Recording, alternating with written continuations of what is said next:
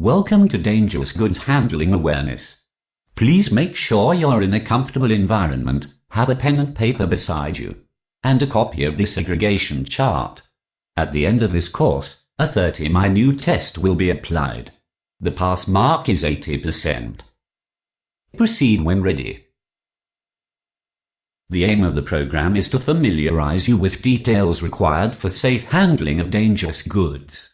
This will include general philosophy, limitations, labeling and marking, undeclared dangerous goods, storage and loading, provisions for passengers and crew, and emergency procedures.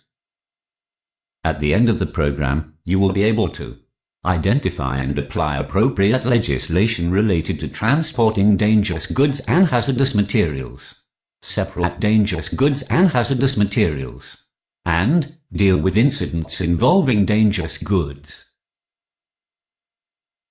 General philosophy.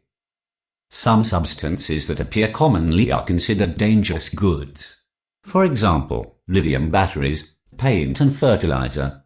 These are considered dangerous because they can react with changes in temperature or pressure. They are allowed to be loaded on aircraft under specific conditions because they are used in many ways to benefit us, including in medicine and manufacturing. Regulatory bodies. ICAO stands for the International Civil Aviation Organization, while IATA is the International Air Transport Association. What is the basis of these regulations?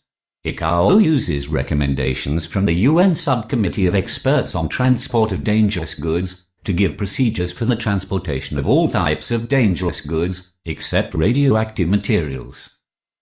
They compile the ICAO technical instructions for the safe transport of dangerous goods by air.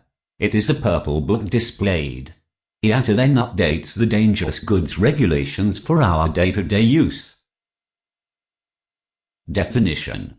Dangerous goods are articles or substances capable of posing a significant risk to health, safety, property or the environment. By following the dangerous goods regulations, these goods may be transported safely by air. The reason why these goods are termed dangerous is because they react, but all goods don't react in the same manner, just like humans. Thus, they are classified into 9 classes.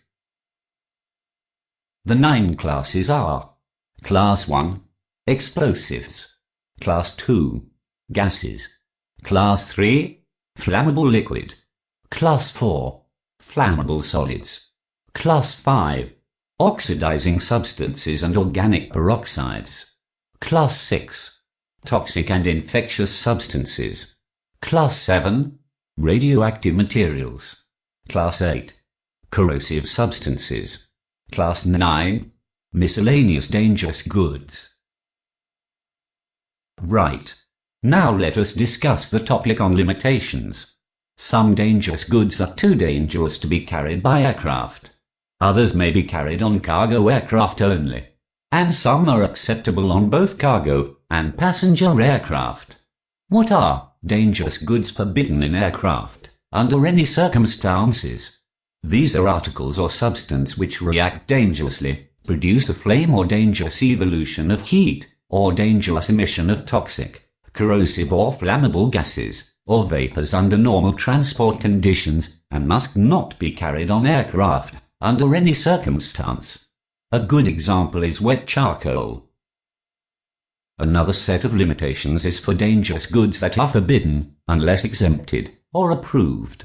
These are dangerous goods that are exempted or approved for carriage by a state or national authorities, usually in instances of extreme emergency or when full compliance is contrary to public interest. Safety remains paramount, and the carriers have discretion for carriage. Hidden dangerous goods. Cargo declared under a general description may contain hazardous articles that are not apparent. Such articles may also be found in personal effects.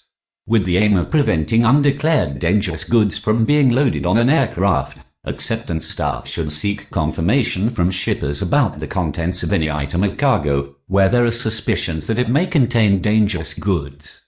Some of the common examples include diving and camping equipment, paint and related articles. Dangerous goods carried by passengers and crew. This is not allowed except if airline approves such carriage. Approvals are documented in procedures that identify the approval process and any company-specific requirements. For example, dry ice, perfume, lithium batteries, thermometer, motorized wheelchairs and non-spillable batteries. Let us recap. What are the main topics we have covered in limitations? 1. Dangerous goods forbidden in aircraft under any circumstances. 2. Dangerous goods forbidden unless exempted or approved. 3. Hidden dangerous goods. And 4. Dangerous goods carried by passengers and crew. Let us now examine labeling and marking of the various classes of dangerous goods. General responsibilities. The shipper must ensure that each package of dangerous goods is properly labeled and marked, and that all necessary labels and markings required by the dangerous goods regulations are shown. The carrier or their representative is responsible for ensuring that the safety marks are and remain displayed during transport. Must replace safety marks that are lost, stolen or defaced during transport. In classification, we shall see the 9 classes, starting with Class 1. Explosives. Most explosives are forbidden for air transport. Small arms and ammunition are permitted. Class 1 is divided into divisions 1.1 to 1.6. They can cause fire or explosion.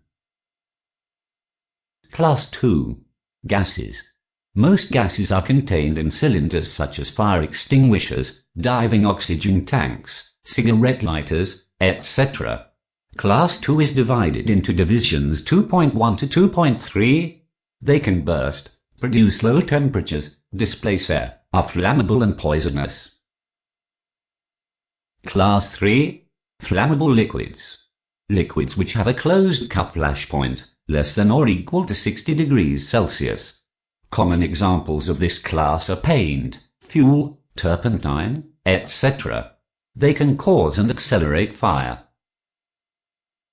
Class 4. Flammable solid, spontaneously combustible and dangerous when wet. Common examples include safety matches and charcoal. They emit gas when in contact with water. Class 4 is divided into divisions 4.1 to 4.3.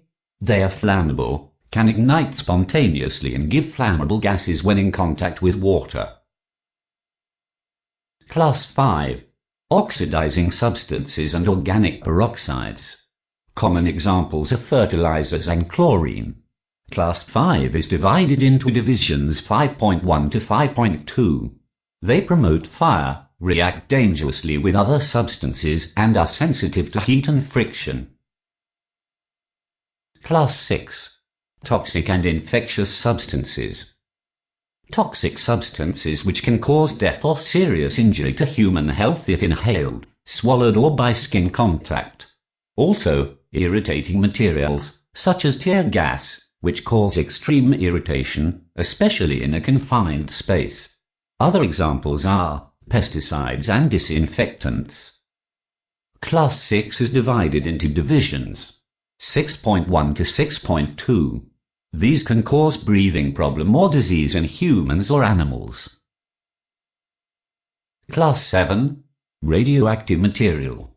They are substances, or a combination of substances which emit ionizing radiation, uranium or plutonium. Common examples where radioactive can be found are in smoke detectors, X-ray machines and all samples. This class includes any material which emits radiation invisible to the naked eye. Class 8. Corrosives.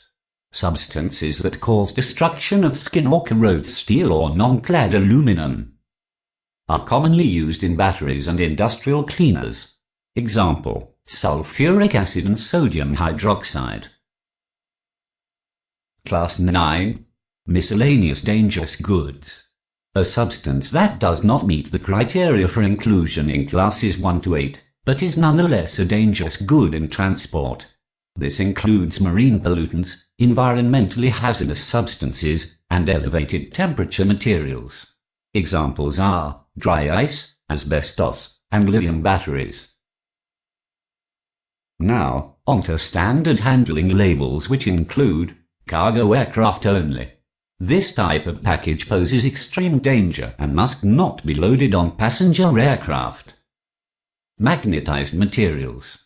This type of package contains an object that attracts other ion-containing objects, or aligns itself in an external magnetic field. A package with this kind of label must not be loaded near aircraft navigation systems. Package orientation labels, or this way up. Packages with this type of label generally contain liquids, and they must be loaded in an upright position to prevent spillage. Please refer to your trainee handout for more handling labels. Please note that dangerous goods can also be identified by their package markings. These include 1. UN specification markings. That is the UN, enclosed in a circle. 2. Packaging use markings. 3. Proper shipping name. 4. Shipper and consignee names and address. 5. Net quantity and gross weight, when applicable. This is an example of a dangerous goods package, with correct marking and labeling. Undeclared dangerous goods. In some instances, shippers may present items that are dangerous without knowing it. In such situations, how can we identify dangerous goods? By 1. Smell, that is fuel. 2. Rattling sounds, especially during movement of the package. 3. Signs of leakage, or liquid stains on, or around the package. It is advisable to be alert, and make sure to verify any doubts. Loading and storage. Handling dangerous goods packages must strictly follow proper storage and loading procedures. This side-up handling labels must be followed. Packages with these labels must be loaded in an upright position as they mostly contain liquids. Before loading different classes of dangerous goods side by side, you must check the segregation chart for compatibility. Dangerous goods packages must be loaded and stored in a way that the hazard label is visible for easy identification and inspection. Globally harmonized system, pictograms. Diamond-shaped pictograms on packages may indicate presence of dangerous goods. They identify substances that pose a hazard, and their use may be similar to dangerous goods hazard labels. When in doubt, check transport information in section 14 of the safety data sheet. Compatibility. How would we know which dangerous goods are compatible with each other? Please refer to the table of incompatibilities. The cross-section where two classes or divisions meet and shows an X means that they are not compatible and must not be loaded side by side. They must be separated from each other. Examples on how to use this table: Class 3 and Division 5.1 are not compatible. Division 5.1 and Division 4.3 are compatible. Division 4.3 and Class 8 are not compatible. We handle many shipments of unaccompanied baggage. The provision of information section informs passengers on what they can include in their packing. How? An airline must ensure that information as to the type of dangerous goods which a passenger is forbidden from transporting aboard an aircraft is provided at the point of ticket purchase. Information provided for online ticket purchases may be in text or pictorial form, but should be such that ticket purchase cannot be completed until the passenger or a person acting on their behalf has indicated that they have understood the restriction on dangerous goods in baggage. Further, an operator or the operator's handling agent and airport operator must ensure that notices warning passengers to the type of dangerous goods which are forbidden for transport aboard an aircraft are prominently displayed visibly. These notices must include visual examples of dangerous goods forbidden for transport aboard an aircraft. Emergency procedures. What are the possible emergency situations when handling dangerous goods? When a package is received in damaged condition, is accidentally dropped from a height, is kept near a source of heat, or there is evidence of spillages or fumes. In case of a dangerous goods emergency, notify your supervisor immediately. 1. Identify substance from package markings. 2. Remove packages or property from around it. 3. Evacuate the area. 4. Do not load the package. 5. Inspect adjacent packages for contamination. 6. Unload adjacent packages, except Class 6, 7 and 8. Segregate other packages from them. 7. Approach leaking substances with caution, and avoid inhalation and touching. Always be sensible in your reaction. Do not take unnecessary risks. Recap. At this stage, you should be able to identify the regulatory body for dangerous goods handling. Name the 9 classes of dangerous goods. Identify the labels used in dangerous goods packing. Anticipate and determine presence of undeclared dangerous goods. And take appropriate action during a dangerous goods emergency. Please follow provided instructions for taking your test. Thank you.